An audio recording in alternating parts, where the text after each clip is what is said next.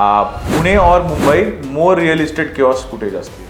More money more chaos I think Mumbai. तर याच्यासाठी तसा कोणीच प्लॅटफॉर्म नाही आहे. We are the only one, we are the pioneers of digitisation of notices. त्याची एक खूप भारी लाईन आहे, तो म्हणतो ना त्याच्या मुलाला की there is no why in happiness, there is I in happiness. Amazing line आहे ती. फायनान्शियल ट्रान्झॅक्शन्सला UPIने हेल्प केली, मॅप्सला गुगल मॅप्सने हेल्प केलं, तसंच प्रॉपर्टी ट्रान्झॅक्शन्सला डिजिनोटिस हेल्प केलं. तुम्हाला आज पुण्यामधल्या नोटिसेस बघायच्या, तुम्ही ॲप ओपन केलं, तुम्ही जस्ट स्क्रोल करू शकता की तुम्हाला समोरच दिसतं की नोटीस कोणी पब्लिश केलेली आहे, त्यातल्या एंटिटीज कोण आहेत, इंडिव्हिज्युअल्स कोण आहेत. त्याच्यानंतर तिचं जे काही लोकेशन आहे, तो लोकेशन पण तुम्हाला कळतं की district, taluka, village, then survey number wise असेल और गट नंबर वाईज असेल.